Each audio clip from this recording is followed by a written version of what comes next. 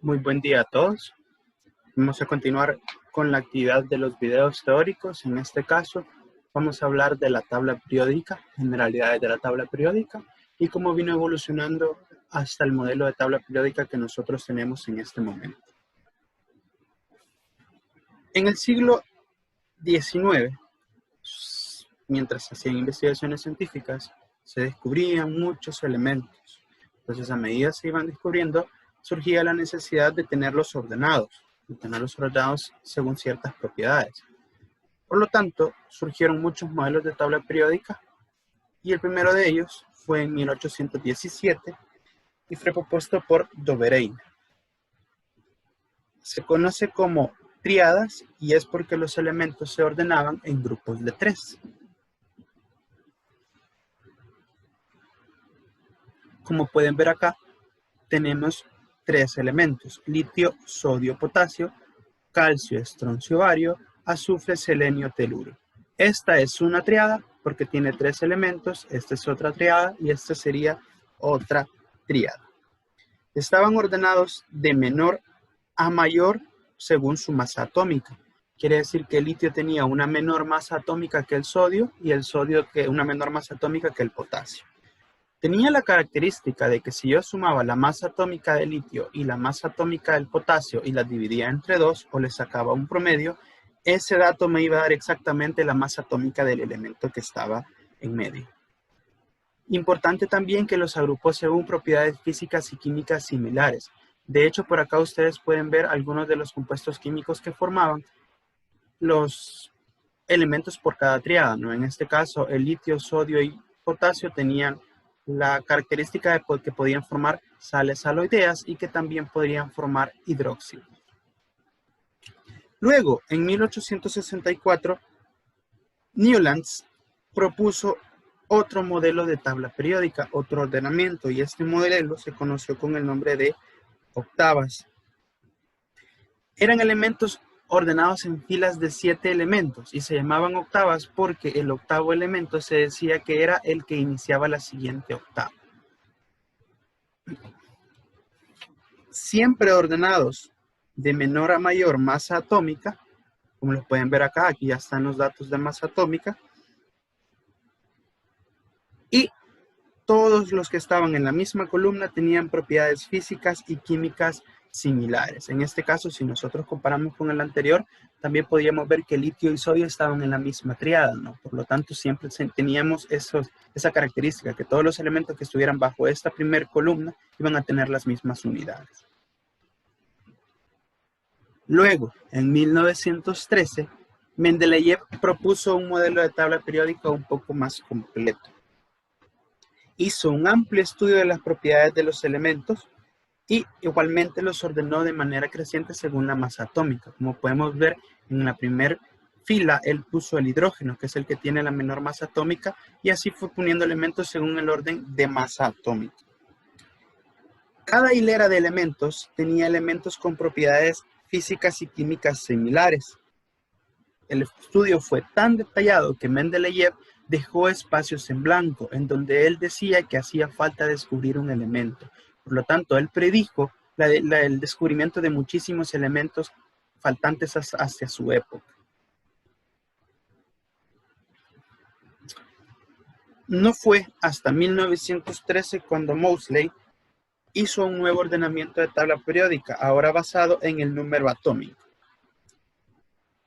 El número atómico fue determinado experimentalmente cuando se bombardearon átomos con rayos X y se encontraron la relación entre la frecuencia de onda que emitían esos átomos y el número atómico, dando como resultado el ordenamiento actual que nosotros conocemos de la tabla periódica, en donde estamos ordenados según su número atómico, que es este que aparece acá.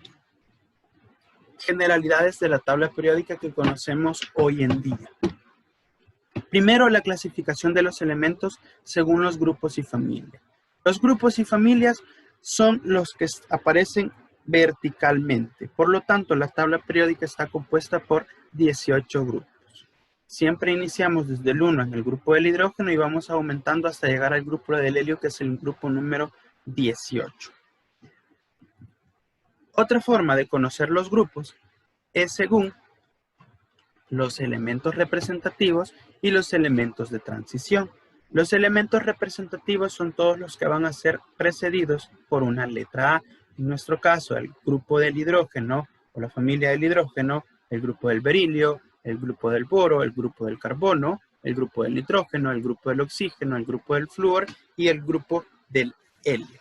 Los elementos de transición son los que van a estar acá en medio, notando que en este caso el grupo del hierro, cobre y níquel se va a enumerar por el grupo 8B. Otra de las características que tiene esta numeración por grupos es que estos grupos representan los electrones de valencia que tiene cada uno de los átomos. Por lo tanto, los electrones de valencia del grupo 1A es un electrón de valencia, los del 2A son 2 electrones de valencia, los del 3B son 3 electrones de valencia y así sucesivamente hasta que llegamos al grupo 8B. El grupo 8B es un poco especial porque sí, el hierro tiene 8 electrones de valencia, pero el cobalto no tiene 8, tiene 9. Lo mismo con el níquel tiene 10 electrones de valencia. Donde nosotros vamos a ver una anomalía es cuando iniciamos el grupo del cobre. El cobre, como lo vamos a estudiar en clase, tiene una anomalía configuracional, ¿no? Lo que hace que esto solo tenga un electrón de valencia y lo mismo con el zinc. Por la misma anomalía, este tiene 2 electrones de valencia. Luego, regresamos al grupo representativo en el que el boro tiene 3 electrones de valencia y así sucesivamente. Además de los grupos y familias, tenemos los periodos. Los periodos ahora se representan horizontalmente y tenemos 7 periodos con los que nosotros vamos a trabajar. Entonces, el primer periodo es hidrógeno, helio, el segundo periodo sería litio, berilio, boro, carbono, nitrógeno y así sucesivamente. Importante reconocer que hay muchos grupos que reciben nombres propios, nombres especiales. Por lo tanto, nosotros vamos a estudiar esos nombres en este momento. El primer grupo que vamos a estudiar es el grupo de los alcalinos y es el grupo donde está el hidrógeno. Ese es el grupo que nosotros vamos a conocer con el nombre de alcalinos. Luego tenemos el grupo de los alcalinoterrios y este es el grupo 2. También vamos a identificar el grupo de los anfígenos y este sería el grupo número 16 encabezado por el elemento oxígeno. Igualmente los halógenos, que sería el grupo 17, encabezados por el flúor. Y por último tenemos un grupo un poco especial que es el grupo de gases nobles. También identificamos los elementos de transición interna o tierras raras, que son los grupos que están anexos a tabla periódica en su parte de abajo. Dentro de ellos tenemos el grupo de los lantánidos, que son los que inician desde el 57 hasta el 71, y el grupo de los actínidos, que son los que inician desde el 89 hasta el 103. Al centro de la tabla periódica podemos encontrar los elementos de transición, muchachos, y también vamos a identificar que estos elementos tienen cierta característica cuando estemos hablando de la siguiente clasificación de tabla periódica, que va a ser la de los bloques. Por bloques nosotros podemos identificar 4 grandes bloques. El bloque S, el bloque D, el bloque P y el bloque F. Esto va a quedar un poco más claro cuando estemos estudiando las configuraciones electrónicas dentro de nuestros grupos de teorías. Porque vamos a observar que todos los elementos que estén en el bloque S tienen sus electrones de valencia en el subnivel de energía S. Por lo tanto, por eso recibe el nombre de bloque S. Lo mismo sucede con el bloque D. Vamos a observar que los últimos electrones van a estar colocados en el subnivel energético D. Para el bloque P exactamente lo mismo y para el bloque F también. La única excepción para esta clasificación de tabla periódica es el helio. Vamos a observar que el helio es el único cuya configuración electrónica termina S y en teoría está en el bloque P, ¿no? Por lo tanto, el helio en teoría debería de pertenecer acá, pero por ser un gas noble, lo ponemos en el grupo de los gases nobles. Por último, vamos a hablar de la clasificación de los elementos como metálicos y no metálicos. Todas las tablas periódicas tienen una línea que divide los elementos metálicos de los no metálicos, y es esta que les muestro acá. Todos los elementos que estén sobre esa línea son elementos no metales y todos los elementos que estén bajo la línea son elementos metálicos. Si se fijan, acá les he puesto con colores cuáles son los elementos metálicos y cuáles son los. Muchos de los elementos que están en contacto con la línea que divide los metales de los no metales, tienen propiedades intermedias, podríamos decir. Entonces podríamos decir que no son un metal y tampoco son un no metal. Estos elementos nosotros los vamos a conocer con el nombre de metaloide. Acá se los he sombreado con color rojo para que ustedes los conozcan.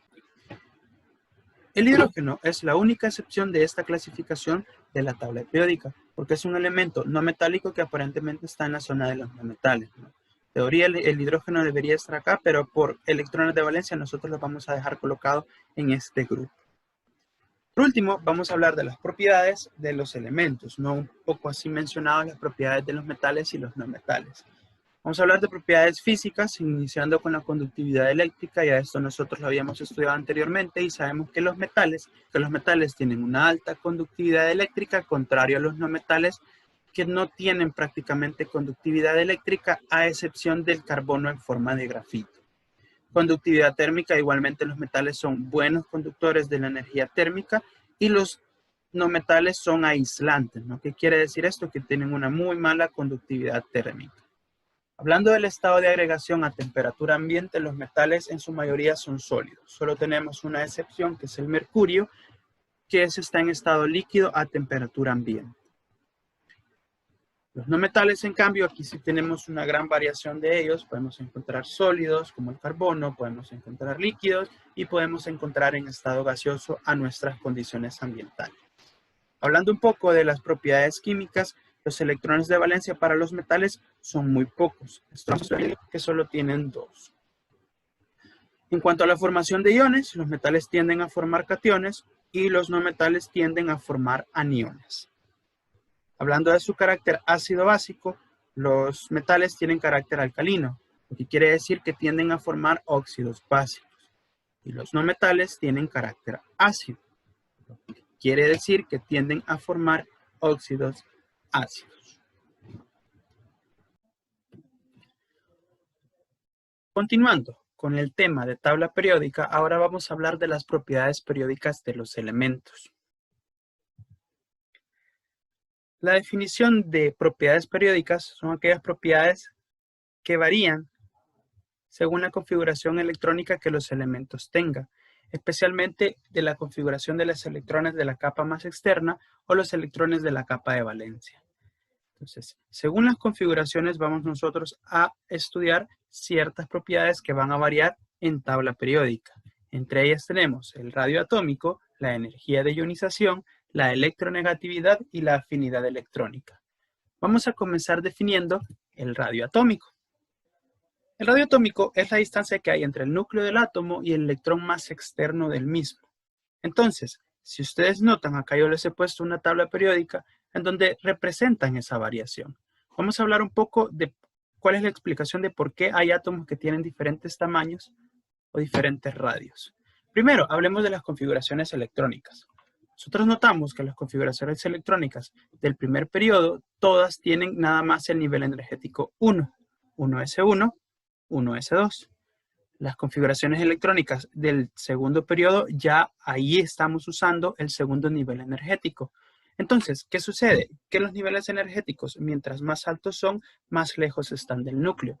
Tiene lógica que digamos, mientras más abajo estemos, más grande va a ser el radio atómico del átomo, debido a que ese electrón va a estar ubicado en un nivel más lejano. Pero ahora, ¿qué pasa con el comportamiento dentro de los periodos o según estamos variando los grupos?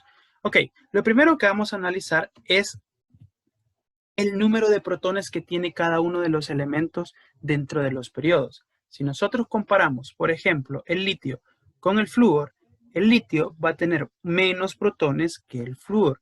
Por lo tanto, los electrones que va a tener el flúor en su nivel energético más externos van a sentir mayor atracción hacia el núcleo, lo que va a provocar que el átomo se haga más pequeño.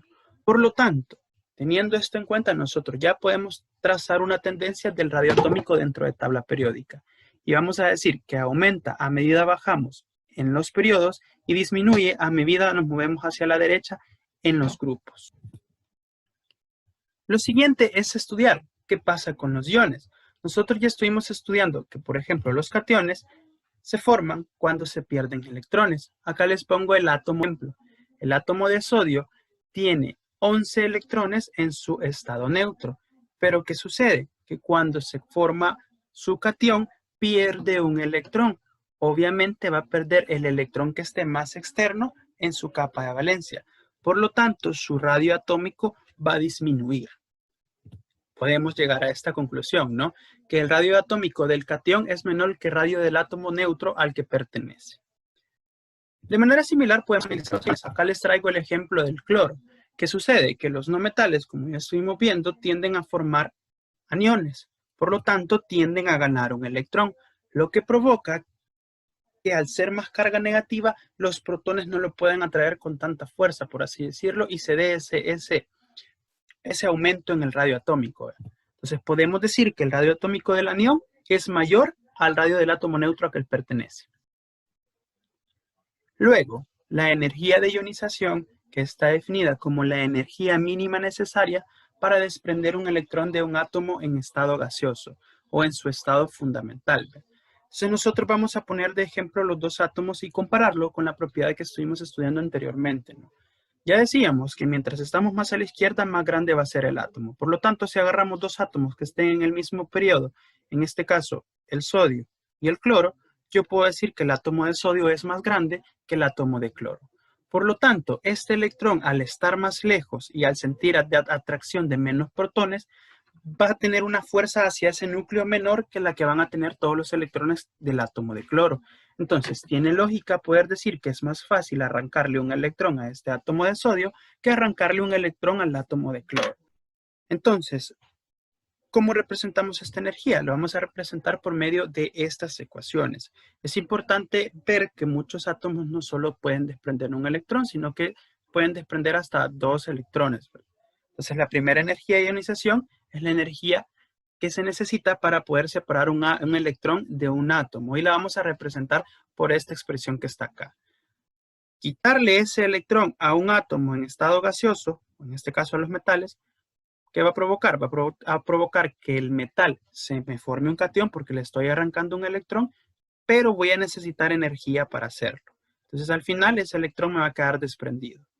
¿Qué pasa con la segunda energía? La segunda energía, cuando yo ya le he retirado un electrón, aplico la segunda energía y le voy a retirar el otro electrón.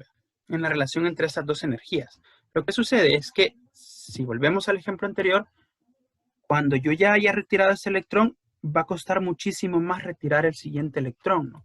Por lo tanto, la primera energía de ionización es menor a la segunda energía de ionización, porque yo necesito más energía para arrancar un electrón que podríamos decir esté más interno. ¿Cómo se comporta entonces la energía de ionización con lo que hemos visto? Ya sabemos que como cuesta más arrancarle un electrón a los átomos más pequeños, el átomo más pequeño de todos, que en este caso sería el flúor, es el que más va a costar arrancar electrones. Por lo tanto, él es el que va a tener la mayor fuerza. Entonces, para acá va a ir disminuyendo esa energía de ionización y para acá tiene que ir aumentando. La siguiente propiedad es muy importante y es la electronegatividad. La vamos a definir como la capacidad de un átomo de atraer electrones hacia él mismo. Volvemos con los dos ejemplos, muchachos, y similar al ejemplo anterior. El sodio no tiende a atraer electrones. ¿Por qué? Porque este electrón no siente tanta atracción hacia su núcleo y es más fácil retirárselo.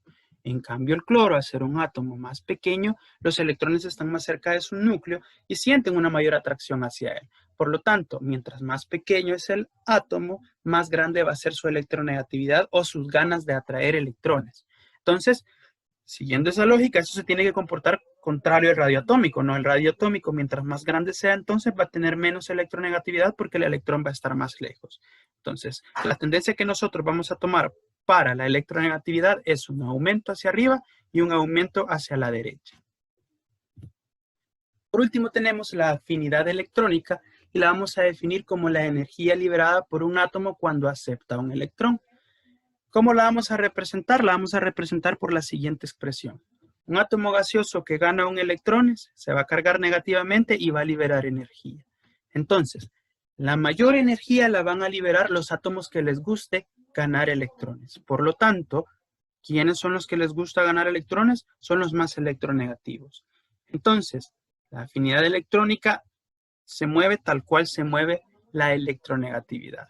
va a aumentar mientras más pequeño sea el átomo, entonces aumenta de los átomos más grandes a los átomos más pequeños. Acá les presento un resumen del comportamiento de las propiedades periódicas que hemos estudiado y vamos a iniciar con el radio atómico. El radio atómico entonces aumenta de derecha a izquierda en los periodos y aumenta de arriba hacia abajo en los grupos. Entonces el elemento que tiene el mayor radio atómico, yo puedo verificar esa tendencia y garantizar que va a ser el cesio. En cambio, con la energía de ionización, aumenta de abajo hacia arriba en los grupos y de izquierda a derecha en los periodos. Por lo tanto, el elemento que va a tener la mayor energía de ionización es el flúor. Me pudieran preguntar, ¿por qué no tomamos en cuenta estos elementos de acá? Lo que sucede es que nosotros cuando estemos estudiando en clase vamos a ver que los gases nobles podríamos decir que son un grupo de elementos estables, que ya no buscan reaccionar, ya no buscan ni ganar ni perder electrones porque dentro de ellos ya tienen un subnivel energético lleno de electrones. Esto lo van a ver cuando estén haciendo configuraciones electrónicas. Por eso en estas propiedades no vamos a considerar a los gases nobles. Les agradezco la atención, muchachos, que me pusieron para este video y espero les haya ayudado. Adiós.